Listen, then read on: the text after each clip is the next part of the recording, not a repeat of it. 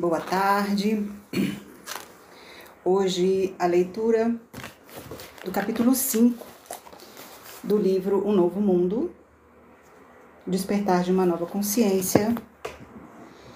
E hoje a leitura é O Corpo de Dor.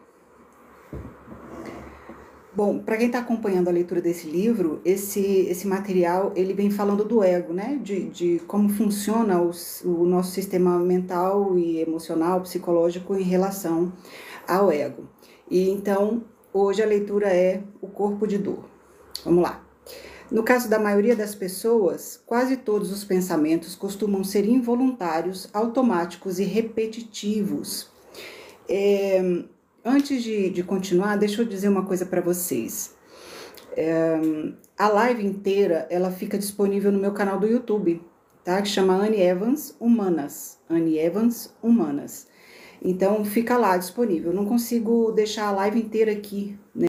Eu corto, faço os cortes, coloco aqui no... Mas a live inteira tá lá no meu canal do YouTube, Annie Evans Humanas. Então, se você quiser assistir novamente ou quiser assistir depois, enfim, você pode...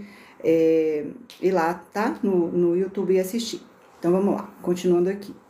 No caso da maioria das pessoas, quase todos os pensamentos costumam ser involuntários, automáticos e repetitivos.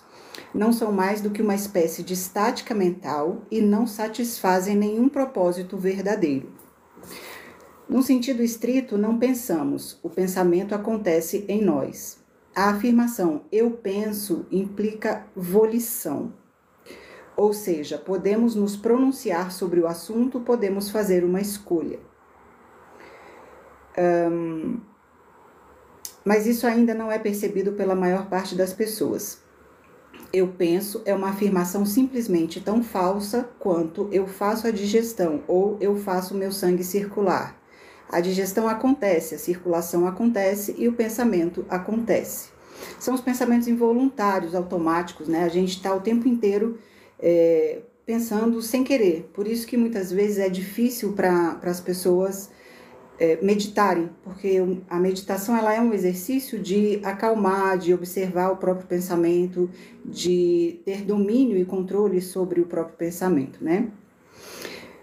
A voz na nossa cabeça tem vida própria. A maioria de nós está à mercê delas. As pessoas vivem possuídas pelo pensamento e pela mente. E uma vez que a mente é condicionada pelo passado, então somos forçados a reinterpretá-lo sem parar. Mais uma vez, as memórias, né, o automático, determinando a nossa vida, determinando o nosso dia a dia, o nosso comportamento. A gente vai vivendo no automático e com base nas nossas memórias, nas coisas que a gente já fez, né? Então a gente tem que ter muito cuidado com o comportamento que a gente está tendo hoje. E para a gente conseguir ter cuidado com o comportamento que a gente está tendo hoje, a gente precisa aumentar o nosso nível de consciência e o nosso estado de presença, né? Gente, vai deixando o like aí. Se vocês deixarem like, mais pessoas vão receber o aviso de que a live está acontecendo e assim mais gente pode ter acesso a esse aprendizado, tá? Então deixa bastante coraçãozinho aí. Coração, coração, coração, like, like, like, que aí as pessoas vão... sendo convidadas a assistir a leitura do livro, tá? Então, voltando ao que eu estava falando, a gente vive muito com base naquilo que a gente experimentou no passado, né? E muitas vezes isso pode nos trazer problema, porque às vezes a gente entra num relacionamento com traumas passados, memórias passadas, e a gente trata a pessoa do relacionamento atual como se ela fosse a pessoa do relacionamento antigo, anterior, que não nos deixou... Que não nos deixou boas memórias, boas marcas, né? E a gente acaba colocando tudo a perder por causa dessas memórias. Então é muito importante que a gente comece a expandir a consciência. Esse livro tem esse objetivo, ao despertar de uma nova consciência, para que a gente comece a melhorar a qualidade da nossa vida e das nossas relações, inclusive da gente com a gente mesmo, né? Vamos lá. A maioria de nós está à mercê dela, da própria mente, né? Que vivem possuídas pelo pensamento, pela mente. E uma vez que a mente é condicionada pelo passado, então somos forçados a interpretá-lo sem parar, reinterpretá-lo sem parar. O termo oriental para isso é karma. Quando nos identificamos com essa voz, nós ignoramos isso. Se soubéssemos, não seríamos mais possuídos por ela, porque a possessão só acontece de verdade quando confundimos a entidade que nos domina com quem nós somos. Isso é, quando nos tornamos essa identidade. Quando a gente fala sobre nos identificarmos ou nos deixarmos possuirmos por essa entidade, o pensamento, né, a nossa mente, aquele pensamento que fica o tempo inteiro em cima da gente, na nossa cabeça, involuntário. Quando a gente fala em nos identificarmos com esse pensamento e nos deixarmos possuir por esse pensamento, é a gente não ter consciência, a gente não ter uma autoobservação suficiente para que a gente fale assim, pô, que pensamento maluco é esse que está na minha cabeça e não tem nada a ver comigo, isso aí não sei de onde que vem, ou então, credo, deixa para lá, botar para correr as coisas ruins que a gente está pensando. Então, quando a gente se identifica ou quando a gente se deixa possuir, a gente age de acordo com esse pensamento involuntário que vem na mente da gente, né? O ciúme muitas vezes é um exemplo disso, né? Às vezes não está acontecendo nada, aí vem aquele pensamento involuntário que te planta uma dúvida ali, aí você já começa a sentir, pensar e reagir de acordo com aquele pensamento. Por quê?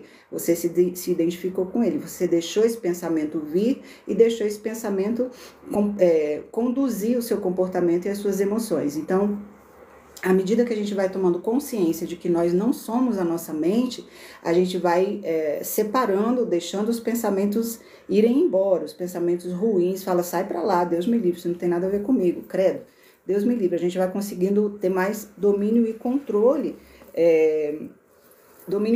sobre aquilo que a gente está pensando e aquilo que a gente está sentindo. Isso também é uma atitude de inteligência emocional, né? A gente começa a se observar, tem uma técnica que a gente separa o comportamento da pessoa. Então, quando a gente começa a separar o comportamento da pessoa, com a gente mesmo ou com outras pessoas, a gente vai conseguindo controlar o nosso pensamento, a nossa emoção, que às vezes está distorcida e está causando danos, né, para a nossa vida. Vamos lá, vamos deixando o like aí, para mais pessoas serem convidadas, tá bom? Continuando aqui, ó. Ao longo de milhares de anos, a mente vem intensificando seu domínio sobre a humanidade, que deixou de ser capaz de reconhecer a entidade que se aposta de nós como o não-eu. A entidade que o livro fala aqui é o pensamento, a nossa mente, tá? O não-eu, por quê? Porque o eu é a nossa consciência. Nós somos muito mais que a nossa mente, nós não somos a nossa mente, nós somos uma consciência, aquele eu superior, né, que é chamado também na psicologia, aquele momento em que você olha para o que você está fazendo e você fala, meu Deus do céu, o que é isso que eu estou fazendo? Que não quero mais me comportar assim, eu não quero mais sentir isso. Esse é o eu consciência, esse é o nosso verdadeiro eu, né? A nossa mente, ela é um conjunto de percepções, é um conjunto de ideias e está ligado diretamente ao ego, né? Então, aquele conjunto de percepções que não são mais adequados, que não são adequados ao que a gente é verdadeiramente, são as nossas percepções. Então, quando a gente se conecta mais com o nosso eu consciência, nosso eu superior, o Deus, a centelha divina que existe dentro de nós, a gente consegue observar a mente funcionando, né, o nosso conjunto de pensamentos, de opiniões, conjunto de percepções, o ego, né, ego e mente estão ali juntos, e aí a gente consegue observar isso e consegue ir se transformando. Tem um exercício que chama Caça ao Ego, depois se vocês quiserem eu posso ensinar para vocês, que é muito libertador. A gente vai identificando o que é o ego e o que é a consciência, o que é o eu superior, e aí a gente vai melhorando nossa percepção, nossa emoção, nosso pensamento, os nossos sentimentos e, em consequência, a gente vai melhorando as nossas relações, né? Porque à medida que a gente tem consciência sobre como a gente está sentindo, pensando e se comportando, a gente vai tendo a oportunidade de mudar, de transformar, de mudar a perspectiva, né? É o que eu sempre falo para os meus alunos, nós somos energia e informação. Se a gente muda a informação, a gente muda a energia. Se a gente muda a energia, a gente muda o comportamento e a gente muda a frequência que nós estamos vivendo e acabamos atraindo experiências diferentes, tá? Então, vamos lá. Por causa dessa completa identificação com a mente, uma falsa percepção do eu passa a existir, o ego. A densidade dele depende do grau em que nós, a consciência, nos identificamos com a mente ou com o pensamento. Pensar não é mais do que um minúsculo aspecto da totalidade da consciência, de quem nós somos, né? Ou seja, nossa consciência é muito maior do que o nosso pensamento, do que o nosso conjunto de percepções. O grau de identificação com a mente difere de indivíduo para indivíduo. Algumas pessoas desfrutam de períodos em que se encontram libertas do domínio da mente, ainda que brevemente. A paz, a alegria e o ânimo que elas experimentam nesses momentos fazem a vida valer a pena. Os processos de meditação, eles são exatamente isso.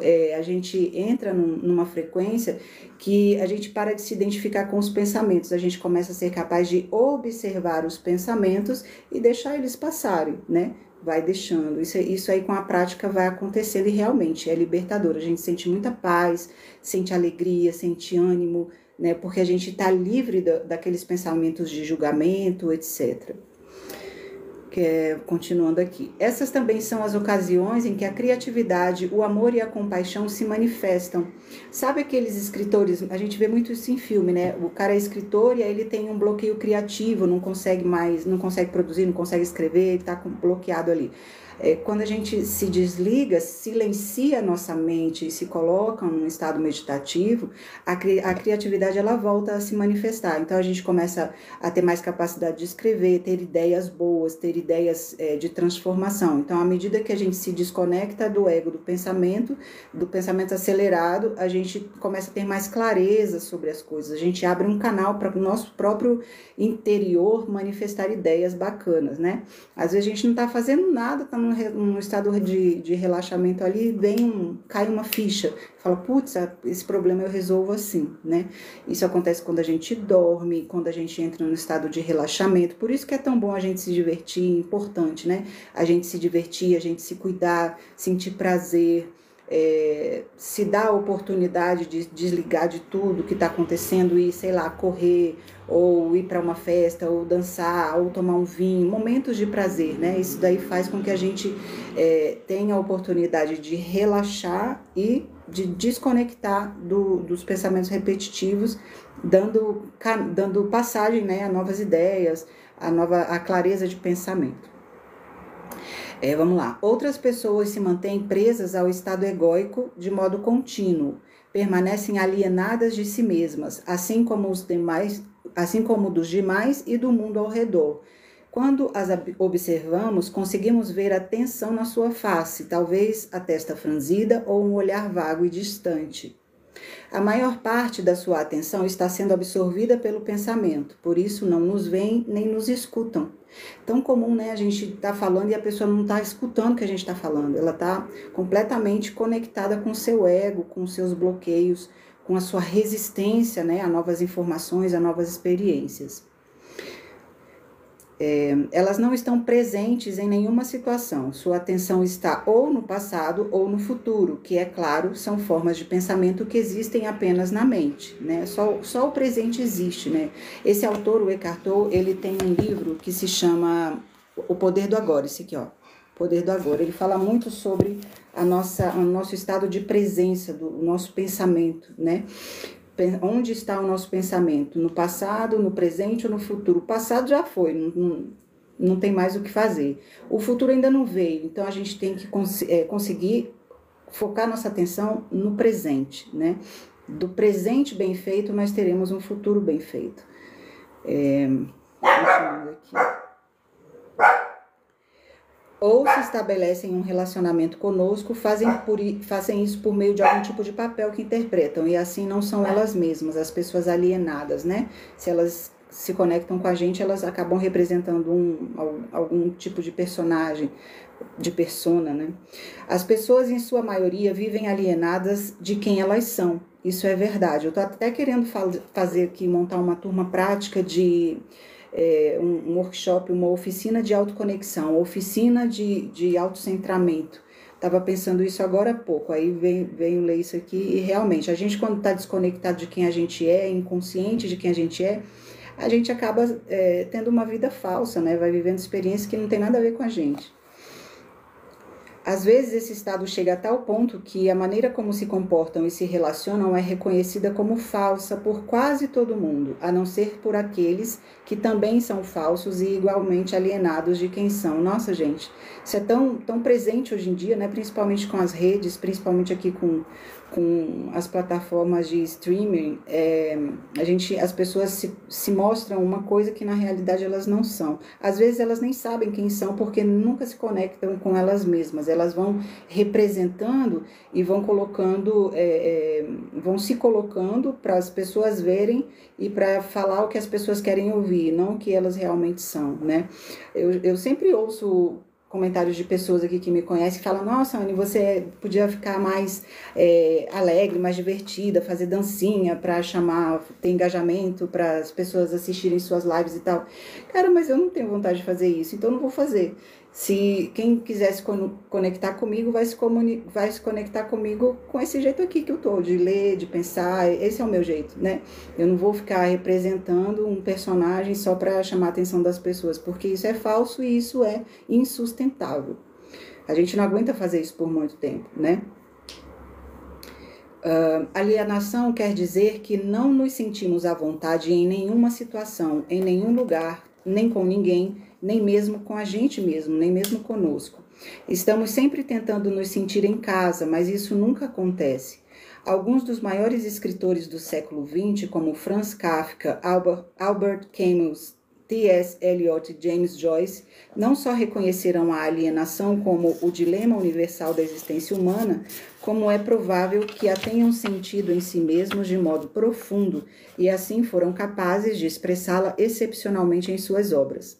Eles não ofereceram uma solução. Sua contribuição foi nos proporcionar uma reflexão sobre essa dificuldade humana para que pudéssemos vê-la com mais clareza. Ter uma visão mais nítida de uma situação complicada em que nos encontramos é o primeiro passo no sentido de superá-la. Muito obrigada aí pelos likes. Muito obrigada, isso é muito bom, acaba convidando outras pessoas. Quem se sentir à vontade, se sentir confortável e quiser fazer me mandar algum presente, uma rosinha, eu vou ficar muito feliz e agradecida, tá bom?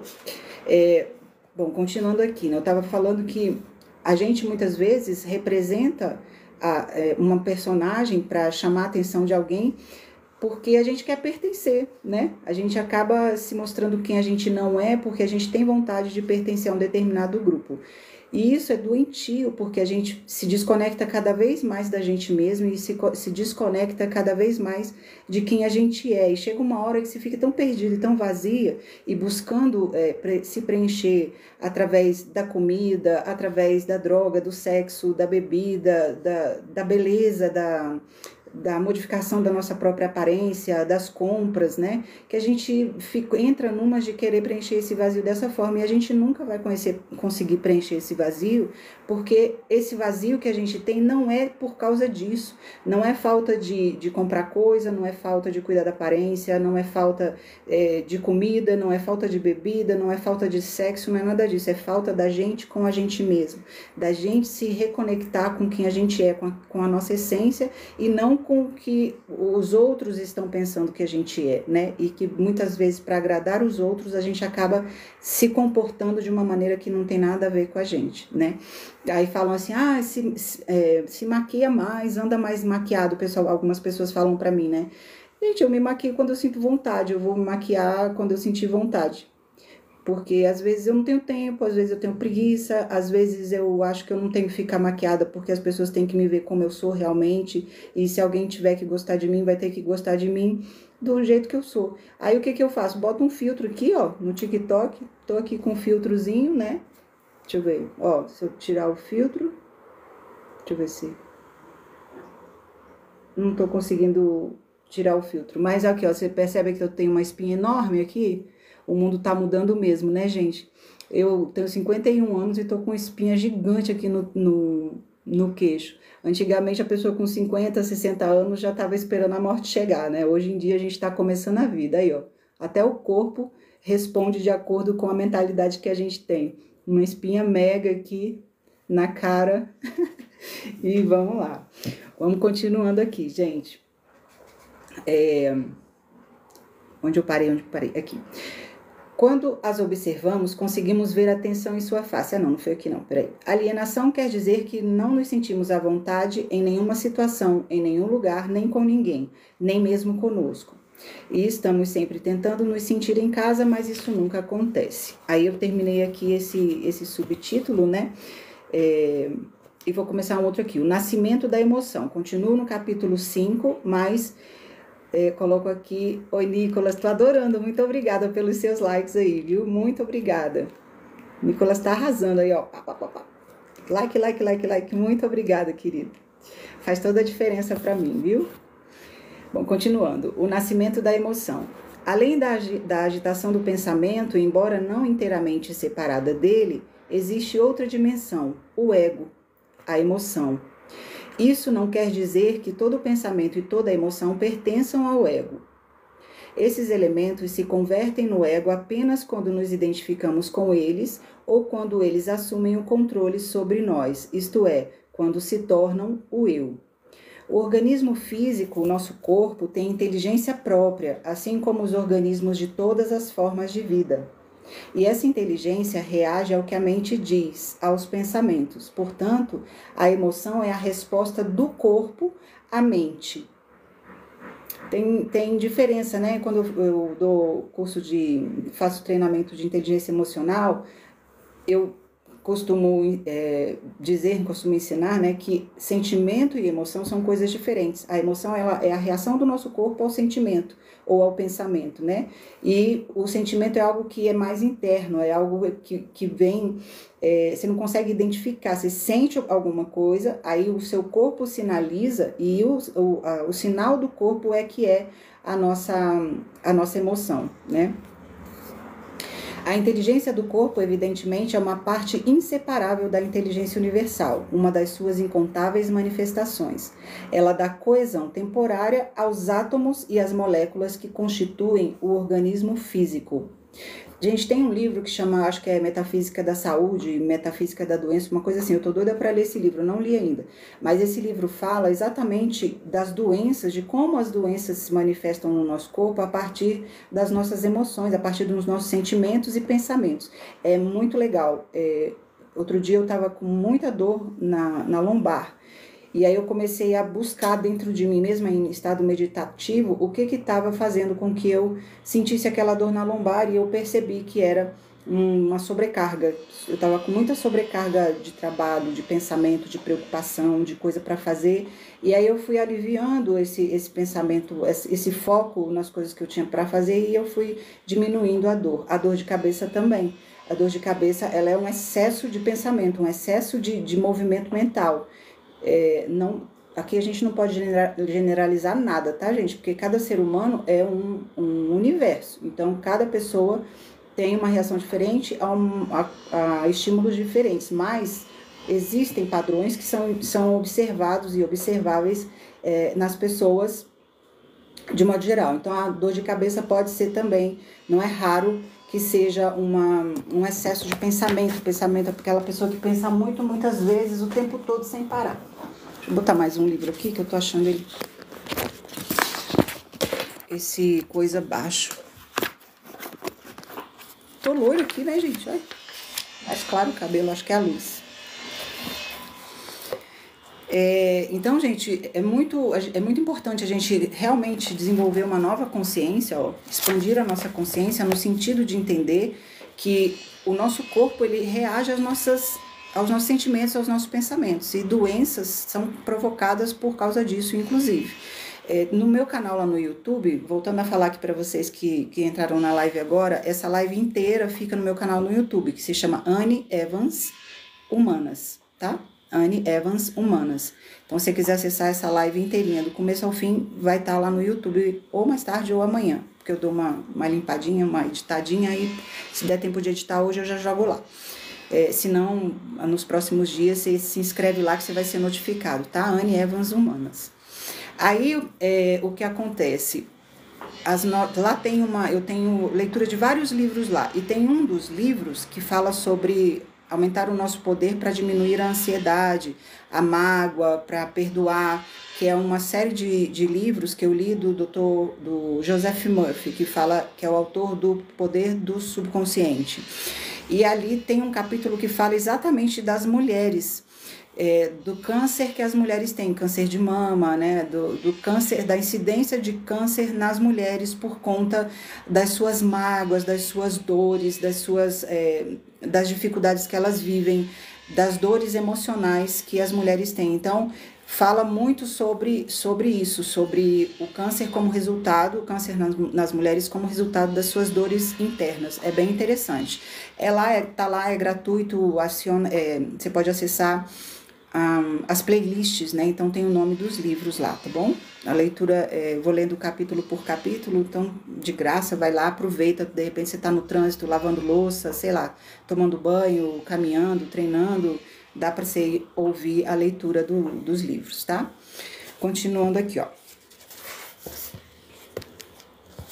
Vamos lá. A inteligência do corpo, evidentemente, é uma parte inseparável da inteligência universal, uma das suas incontáveis manifestações. Ela dá coesão temporária aos átomos e às moléculas que constituem o organismo físico.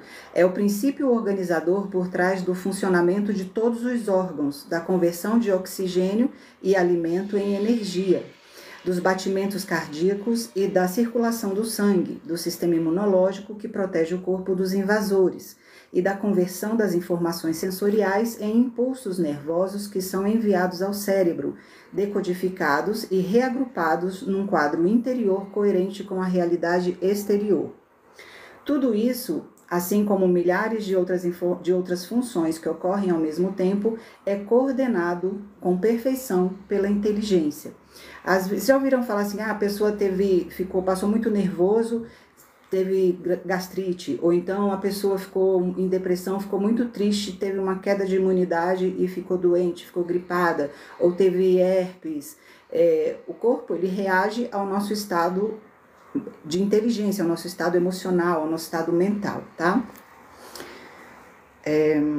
Não somos nós que conduzimos o corpo, a inteligência faz isso. Ela também é responsável pelas respostas do organismo ao ambiente.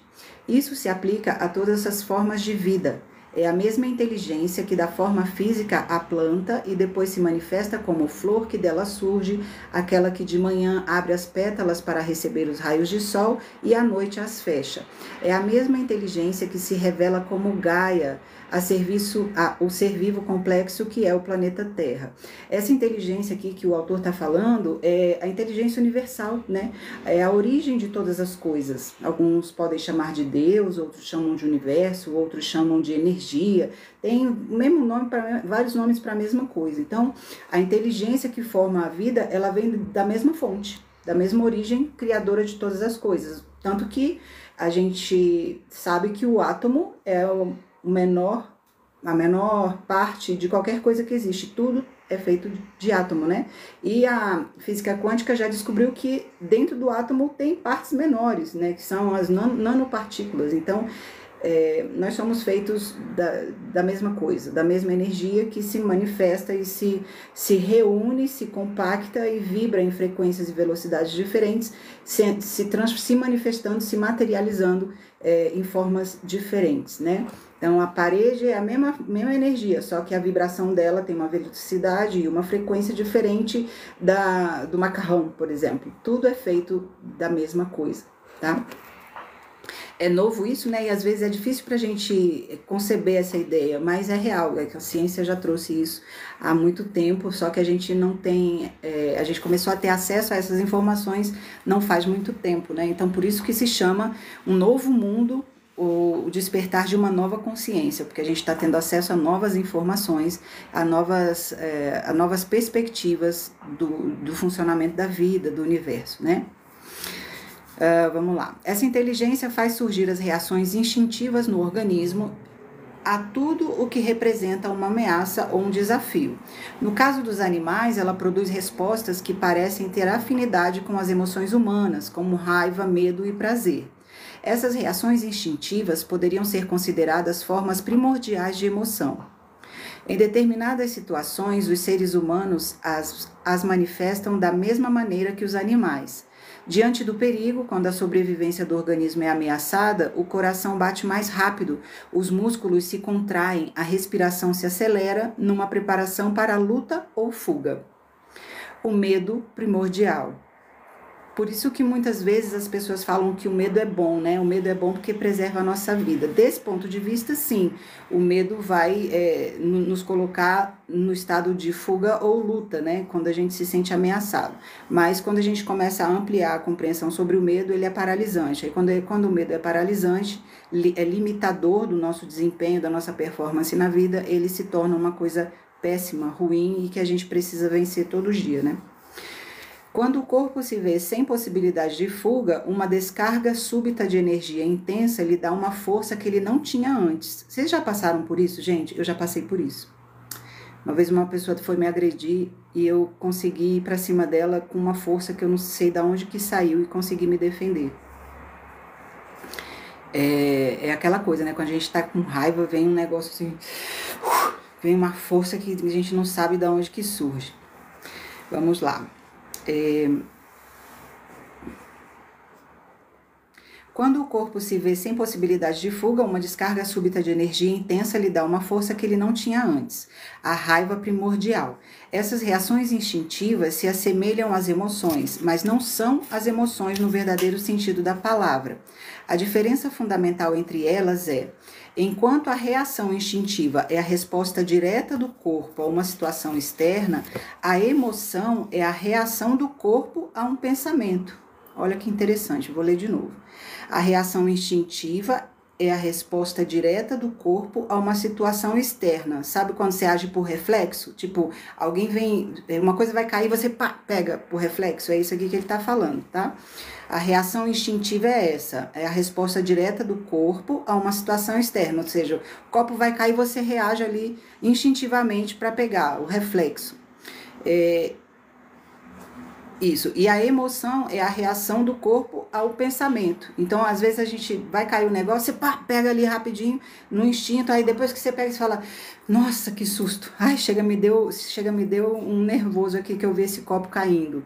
E essa é bem marcada a diferençazinha ali. Então, ó, a reação instintiva é a resposta direta do corpo a um estímulo externo, né, uma situação externa, e a emoção, ela é a reação ao pensamento, é a reação do corpo a um pensamento.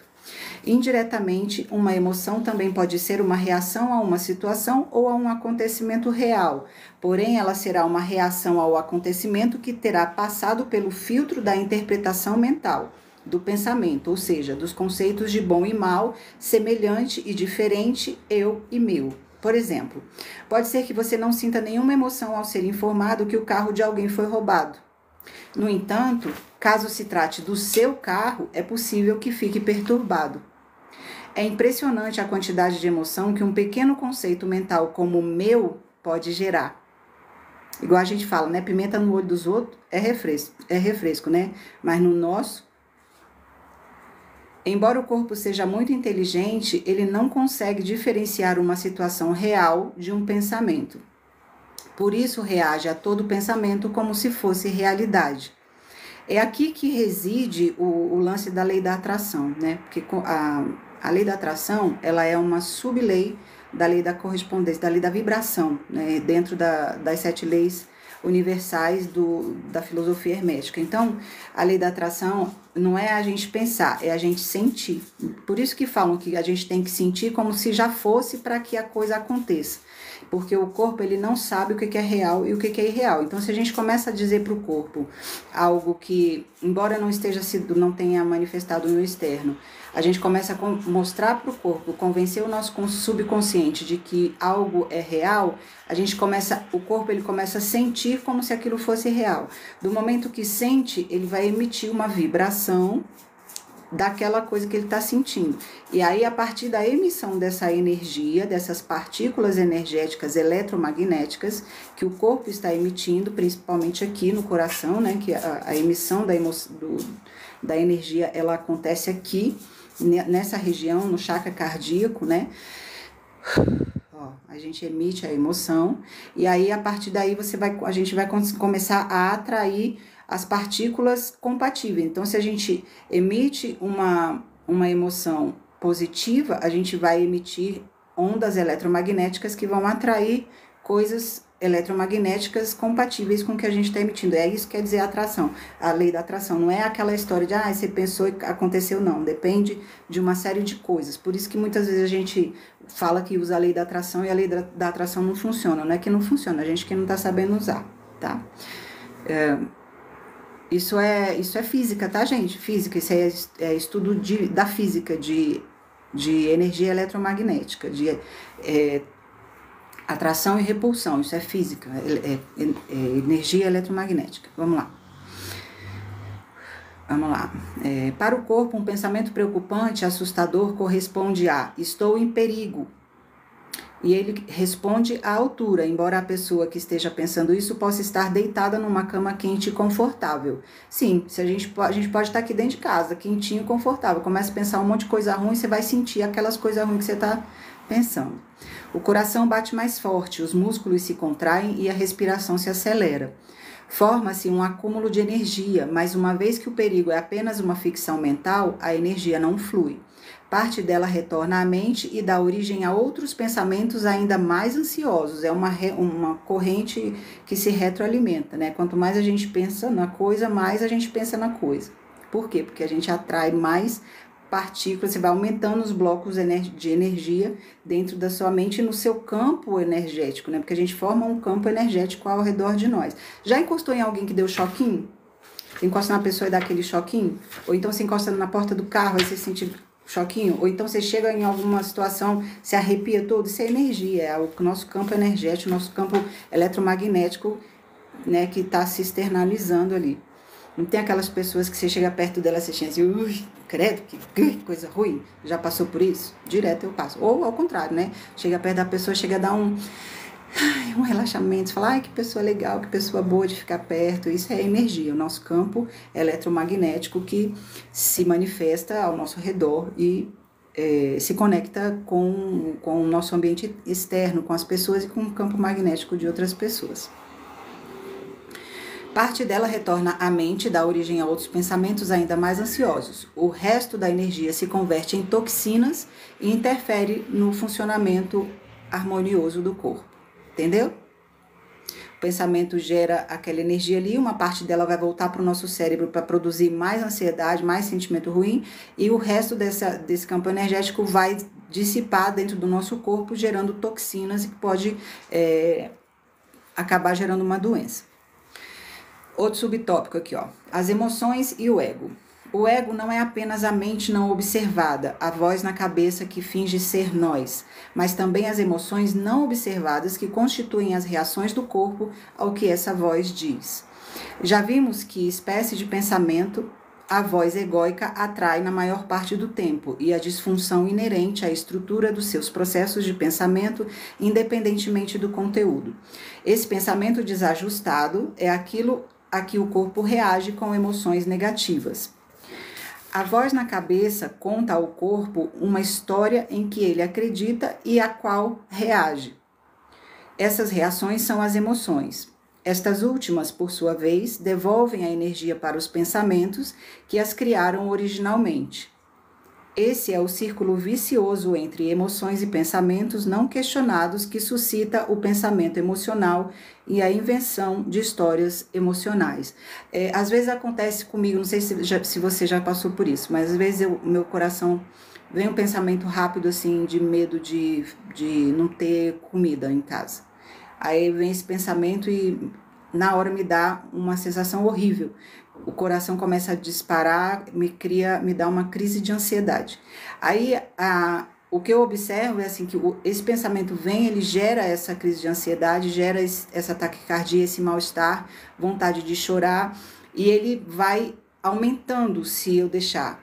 Só que aí, como eu já entendo o funcionamento, eu já consigo separar o meu pensamento, o meu ego, da minha consciência, né, do meu eu. Aí eu consigo controlar, eu tenho mais facilidade de controlar dependendo do meu estado mental, psicológico, espiritual e emocional ou físico também, eu tenho mais ou menos facilidade de identificar esse pensamento e essa emoção que o meu corpo está demonstrando e reverter. Eu chamo isso de deslocamento de pensamento. Aí o que eu faço? Começo a pensar em outra coisa. Eu mudo o meu pensamento e começo a pensar exatamente o contrário do que tá me provocando mal-estar. Então, se o que está provocando mal-estar é o medo de não ter comida em casa, eu começo a colocar no meu pensamento a gratidão de falar, ai, que bom, graças a Deus tem um monte de comida em casa, todas as contas estão pagas, independente disso ser real ou não, o corpo ele não sabe identificar, o subconsciente ele não identifica se é verdade ou se é mentira. Se a gente fala para ele, ele vai reagir de acordo com aquilo que a gente está pensando com mais força. Então eu saio do pensamento do medo e começo e escolho pensar outra coisa, independente de ser verdade ou não. Então eu começo a trabalhar o pensamento contrário daquilo que está me fazendo sentir mal-estar. Não demora muito, a taquicardia passa, não demora muito, o mal-estar passa e aí eu já fico mais tranquila.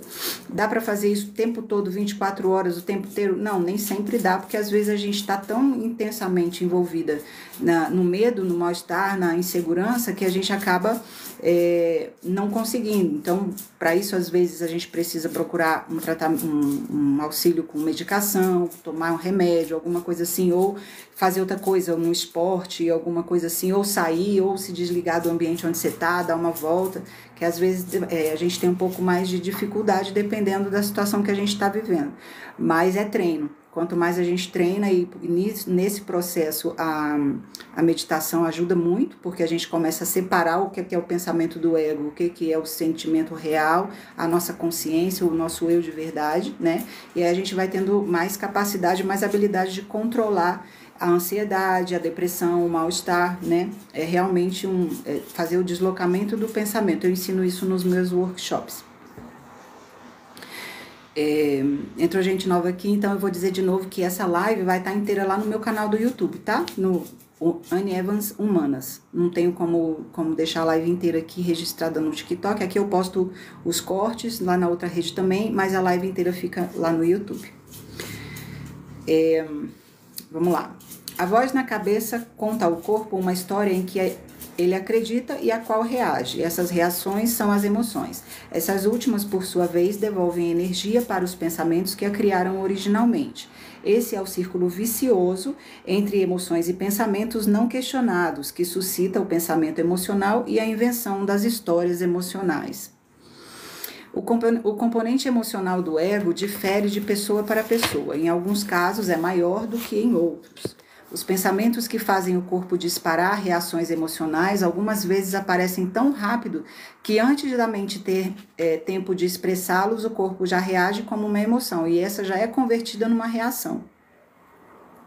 Esses pensamentos existem num estágio pré-verbal e podem ser chamados pressupostos não expressos, inconscientes. Aquelas reações inconscientes que a gente tem, né? Fala, nossa, foi sem querer, quando eu vi já tinha feito, né? A gente tem essa experiência, né? Eles se originam num condicionamento pessoal do passado, normalmente ocorrido na tenra infância, são os traumas da infância, né? Às vezes a gente tem traumas inconscientes, reage automaticamente a determinadas situações e a gente não sabe o porquê. E quando a gente vai investigar, tá lá no nosso subconsciente por causa de uma memória lá da nossa infância, né? Por isso que a gente fala muito que a gente precisa cuidar da nossa criança interna, né, da nossa criança interior, porque as nossas experiências na infância, elas configuram muito o nosso sistema de razão, né, o nosso sistema mental, o nosso sistema psicológico, emocional, espiritual também. E tudo isso reflete no corpo. Tem aqui, ó, eles se originam no condicionamento pessoal do passado, normalmente ocorrido na tenra infância. Não se pode confiar nas pessoas. Seria um exemplo desse pressuposto inconsciente numa pessoa cujos relacionamentos primordiais, isto é, com os pais ou irmãos, não foram de solidariedade e não inspiraram confiança. Mais outros exemplos aqui, ó. Ninguém me respeita nem me valoriza. Preciso lutar para sobreviver. O dinheiro nunca é suficiente. A vida sempre nos decepciona. Não mereço a prosperidade. Não sou digno do amor. Essas suposições inconscientes criam emoções no corpo que, por sua vez, geram atividade mental e ou reações instantâneas. Dessa maneira, elas criam sua realidade pessoal. A voz do ego perturba continuamente o estado natural de bem-estar do ser. Tem um livro que chama Peça e Será Atendido, uma autora chamada Esther Hicks. É um livro que fala sobre metafísica, física quântica, é maravilhoso. Tem vários exercícios, acho que tem 21 exercícios para a gente transformar a nossa vida, né? E lá, logo no início, a Esther fala que o bem-estar é um direito. Né? Quando a gente se sente bem, as coisas fluem. Então, independente do que está acontecendo na nossa vida material, né? Na nossa experiência física, na nossa experiência material, a gente se sentir bem é um direito. Então, a gente tem o direito de buscar se sentir bem independente das circunstâncias. Quanto melhor a gente se sente, mais melhores coisas a gente consegue manifestar e criar na nossa vida. Pessoa que se sente mal, é aquela história, né? Gente feliz não enche o saco de ninguém, né?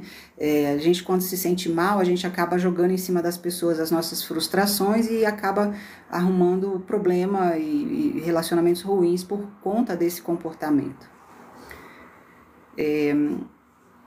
Essas suposições inconscientes criam emoções no corpo que, por sua vez, geram atividade mental e ou reações instantâneas. Dessa maneira, elas criam sua realidade pessoal. Aí, ó, cria a sua realidade pessoal.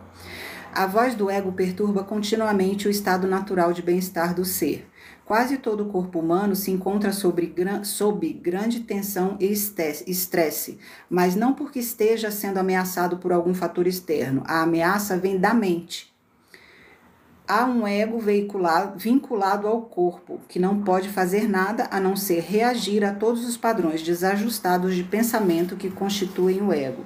Assim, o fluxo das emoções negativas acompanha o fluxo de pensamento incessante e compulsivo. Aquelas pessoas que só vê o lado ruim das coisas, né? Aquela pessoa que é viciada em reclamar, o cérebro dela, o ego dela está programado para reclamação, ela só reclama. Nada do que ninguém faz é bom o suficiente, nada do que ninguém faz tá ok. Sempre a pessoa vai achar um jeito de reclamar. Gente, eu tô gostando do meu cabelo, acho que tá mais claro. Tava loiro, né, até o início do ano. Aí eu joguei uma tinta, mas acho que tá saindo. Os cachinhos tão bonitos. Cortei meu cabelo em casa, tá? Ó, eu mesma. Fui aqui no TikTok, peguei um vídeo de 1 minuto, vi lá como é que fazia, pá. E ó, tô curtindo o corte. Vamos lá. Há um ego vinculado ao corpo, que não pode fazer nada a não ser reagir a todos os padrões desajustados de pensamento que constituem o ego. Assim, o fluxo das emoções negativas acompanha o fluxo de pensamento incessante e compulsivo. O que é uma emoção negativa? É aquela que é tóxica para o corpo e interfere no seu equilíbrio e funcionamento harmonioso. Medo, ansiedade, raiva, ressentimento, tristeza, rancor ou desgosto intenso, ciúme, inveja, tudo isso perturba o fluxo da energia pelo corpo, afeta o coração, o sistema imunológico, a digestão, a produção de hormônios e assim por diante. Antigamente os médicos falavam assim, fulano, a pessoa ficava doente, né? Aí os médicos falavam, a pessoa não pode passar nervoso, ela não pode se aborrecer. É por isso. Porque o aborrecimento ele gera toxinas no nosso corpo, então ele pode gerar um infarto, um derrame, uma gastrite, um problema de pele, várias coisas, o próprio câncer, né? Aqui, ó. Até mesmo a medicina tradicional, que ainda sabe muito pouco sobre como o ego funciona, está começando a reconhecer a ligação entre os estados emocionais negativos e as doenças físicas. Uma emoção que prejudica nosso corpo também contamina as pessoas com quem temos contato e, indiretamente, por um processo de reação em cadeia, um incontável número de indivíduos com quem nunca nos encontramos. Gente, isso aqui é tão sério. Eu vou até ler de novo, olha só. Uma emoção que prejudica o nosso corpo também contamina as pessoas com quem temos contato e, indiretamente, por um processo de reação em cadeia, ela contamina um incontável número de indivíduos com quem nunca nos encontramos. Nós somos todos um, gente. não tem como a gente fazer algo aqui e não afetar o nosso redor. E isso gera uma reação em cadeia, né? Por isso que é muito sério a gente, muito sério e muito importante a gente prestar atenção com quem a gente convive, com quem a gente se relaciona, com quem a gente transa, com quem a gente se envolve intimamente, com quem a gente trabalha, com quem a gente tem amizade. É muito importante, porque dependendo da nossa estrutura, a gente é capaz de propagar coisas boas e transformar ali o ambiente. Mas dependendo da nossa estrutura, a gente só recebe e vai sendo contaminado pelo que vem do outro, né? Então, quanto mais ligado, quanto mais conectado e forte por dentro a gente tiver, mais capaz de expulsar e não deixar coisas ruins nos afetarem, a gente é também. E também mais capaz a gente é de transformar coisas ruins em coisas positivas. Porém, se a gente não estiver ligado, se a gente não estiver conectado com a gente mesmo e atento ao movimento do ego e da energia das pessoas, a gente acaba se deixando levar. Por isso que falam, né? Diga-me com quem andas, dir-te-ei quem és. É aquela coisa, a gente acaba se deixando levar pela força do ambiente, se a gente não tiver fortalecido em nós. Se a gente estiver fraco na nossa emoção, se a gente estiver fraco na nossa autoconsciência, em quem a gente realmente é e no nosso direito de nos sentirmos bem, a gente acaba se deixando contaminar pela energia do outro, pelo campo energético e eletromagnético das outras pessoas. E aí a gente acaba sendo dominado e controlado pelo outro. A nossa vida fica de acordo com o que os outros querem, não de acordo com o que a gente quer, com o que a gente acredita. Tem aqui, ó, existe um termo genérico para todas as emoções negativas, infelicidade. Sabe que existem escolas que hoje, estudos, né, de Harvard, de várias... aqui no Brasil também tem, mas principalmente nos Estados Unidos e na Inglaterra, grupos que estudam a felicidade, porque o estado de felicidade, ele promove uma configuração física no nosso corpo, e o estado de infelicidade também. Então, tanto a felicidade quanto a infelicidade se manifestam no nosso corpo, em forma de juventude ou velhice. Não tem gente que tem pouca idade, mas tem uma aparência de que é bem mais velho? Não tem gente que tem uma idade mais avançada e tem uma aparência de bem mais jovem? Hoje em dia a gente está vendo muito isso, né? Pessoas, não dá mais para você falar quantos anos a pessoa tem simplesmente pela aparência dela. Porque tem gente que aparenta ser muito mais velha e tem gente que aparenta ser muito mais nova do que sua idade cronológica por causa da sua idade mental, sua idade emocional, da sua configuração mental, psíquica, né, psicológica. Então a gente acaba refletindo isso no nosso próprio corpo, né?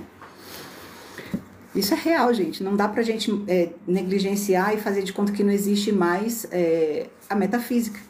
Nós somos seres além do corpo, além da matéria. E é esse além da matéria que define a matéria. É de lá para cá, não daqui para lá. O mais forte, né? Então vamos lá. Será que as emoções positivas têm o efeito oposto sobre o corpo físico? Será que fortalecem o sistema imunológico, revigoram e curam o corpo? Sim, com certeza. Mas precisamos diferenciar as emoções positivas que são produzidas pelo ego das emoções mais profundas que emanam do nosso estado natural de ligação com o ser, com o nosso espírito, com o nosso eu superior, né? Por exemplo, a pessoa que quer se sentir bem tendo um comportamento sexual desregrado, isso é do ego. Esse comportamento sexual desregrado que vai dar prazer momentâneo para ela, não vai fazer ela se sentir bem. Ela vai se sentir bem por alguns minutos e depois ela vai se sentir mal, porque muitas vezes vem a culpa, às vezes vem as consequências, né, de doença, outras consequências, né, que pode trazer danos ao nosso corpo. Mas quando a busca das emoções positivas vem do nosso espírito, da nossa consciência superior, do nosso eu superior, da nossa centelha divina, do Deus que existe dentro de nós, quando vem daí, aí sim é o estado de felicidade real. Aí sim o nosso corpo vai reagir positivamente, vai ter emoções positivas e vai se sentir mais curado, né? Vocês já viram que os animais, existem alguns hospitais lá fora, acho que nos Estados Unidos, que aceitam que entrem cavalos e cachorros no hospital? Por quê? Porque o afeto, aquele carinho, o amor, faz a pessoa se curar mais rápido, né? Então, a gente tem muitos exemplos aí. As emoções positivas geradas pelo ego já contêm seu próprio oposto, no qual podem rapidamente se converter. Alguns exemplos. O que o ego chama de amor é possessividade e apego, que podem se transformar em ódio em questão de segundos. Não pode ser, de repente você ama uma pessoa, aquela pessoa é o homem da minha vida, a mulher da minha vida, o ser humano da minha vida. Aí basta a pessoa fazer uma coisinha que contraria a sua expectativa, ou então não faz aquilo que você quer, aí você passa a odiar a pessoa. Isso é do ego total. Porque o ego não ama, né? O ego quer possuir, ele quer mandar, ele quer controlar. A expectativa em relação a um acontecimento, que é a supervalorização do futuro por parte do ego, transforma-se no oposto, abatimento ou decepção, quando aquilo termina ou não satisfaz as expectativas do ego. Sermos elogiados e reconhecidos nos faz sentir vivos e felizes num dia, enquanto sermos criticados ou ignorados nos faz sentir rejeitados e infelizes no dia seguinte. Né? A dor, ela tem muito mais durabilidade, né? O prazer de uma festa animada transforma-se em ressaca e em algo desinteressante na manhã seguinte. Não existe bom sem mal, nem alto sem baixo, quando a gente está falando de ego, né? As emoções produzidas pelo ego decorrem da identificação da mente com fatores externos, que são, é claro, instáveis e sujeitos a mudanças a qualquer momento. Eu não sei se é na psicologia ou se é nos Vedas, na filosofia dos Vedas, que fala que a gente valoriza, a gente constrói o nosso valor ou no objeto referência ou no nosso interno, né? Quando a gente constrói o nosso valor e o nosso prazer, nossos sentimentos e emoções no objeto referência, é o ego agindo, né? Ou seja,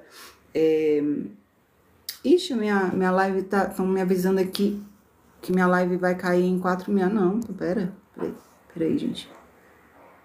Pronto, vai continuar a live aí. Quando a gente constrói o nosso valor no objeto de referência, o ego todinho em ação e identificado com as coisas, ou seja, o nosso valor tá no que a gente tem, na roupa que a gente usa, na nossa aparência, no valor do nosso carro, na nossa função no trabalho, e não no ser humano, né, na pessoa. Quando a gente se valoriza a partir do objeto de referência, a gente é o que a gente tem, né? A gente vale o que tem e não vale o que a gente é. Ou seja, não adianta a gente ser uma pessoa honesta, uma pessoa boa, amorosa, carinhosa, não. Se a gente não tem coisas materiais, o nosso valor está lá embaixo, né? Esse é o valor a partir do objeto de referência. Esse é o valor construído no ego, a partir do ego, do domínio do ego. É a gente valer o que a gente tem e não é valer o que a gente é.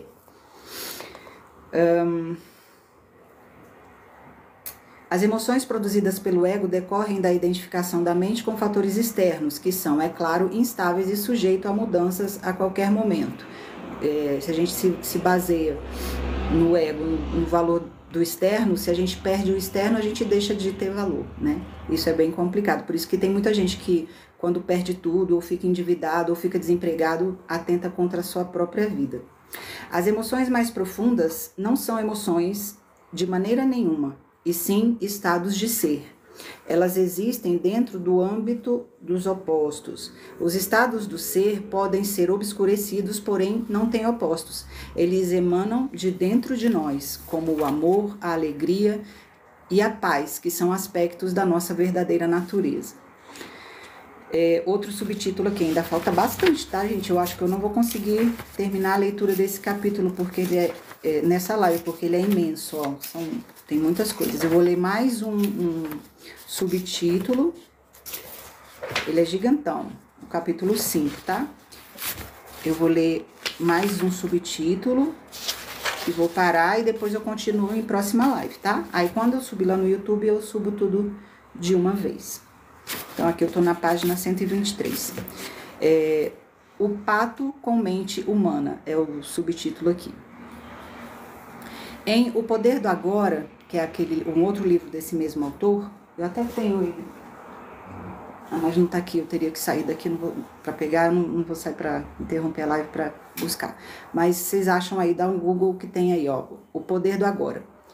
Em O Poder do Agora, citei minha observação de que 2 patos, depois de um confronto que nunca demora muito, separam-se e afastam-se em direções opostas.